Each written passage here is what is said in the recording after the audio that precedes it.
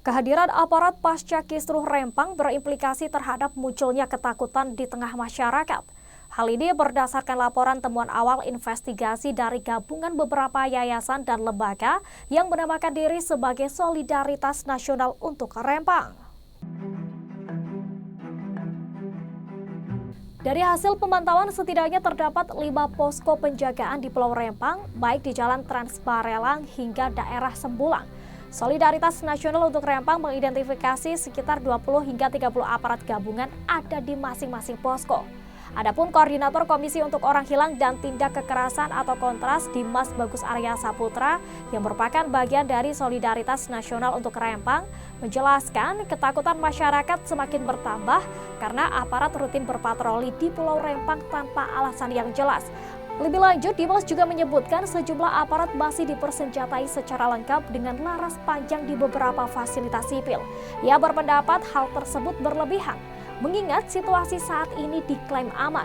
Menurutnya, penempatan aparat gabungan di fasilitas sipil seperti halnya kantor kecamatan tentu juga akan problematik mengingat kecamatan melingkupi berbagai urusan. Sebagaimana diinformasikan, masyarakat masih diminta mendaftarkan dirinya serta membawa bukti-bukti kepemilikan tanah dari tanggal 10 hingga 20 September 2023 mendatang ke 2 fasilitas sipil yang menjadi tempat pendaftaran relokasi, yakni kantor Kecamatan Galang di Sembulang dan Rumah Sakit Khusus Infeksi atau RSKI yang kini berganti menjadi kantor Koramil dan kantor Kecamatan Galang. Sebagai informasi, Solidaritas Nasional untuk Rempang ini terdiri atas beberapa kelompok, yakni Yayasan Lembaga Bantuan Hukum Indonesia atau YLBHI, kemudian Lembaga Bantuan Hukum atau LBH Pekanbaru, Eksekutif Nasional Wahana Lingkungan Hidup Indonesia atau WALHI, kemudian Walhi Riau, Kontras, Amnesty International Indonesia, Konsorsium Pembaruan Agraria atau KPA, Aliansi Masyarakat Adat Nusantara, dan juga Tren Asia. Pihaknya melakukan investigasi guna mengetahui secara real peristiwa yang terjadi di lapangan. Adapun pada 11 hingga 13 September 2023 lalu, pengumpulan data telah dilakukan dan menghasilkan sejumlah temuan awal serta analisis dalam dimensi kekerasan serta dugaan adanya pelanggaran hak asasi manusia.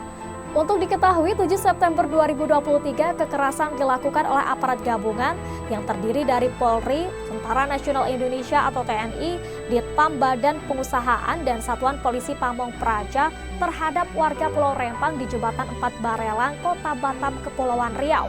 Tragedi Rempang muncul akibat aktivitas pematokan tanah sebagai bagian dari memuluskan proyek Rempang Eco City.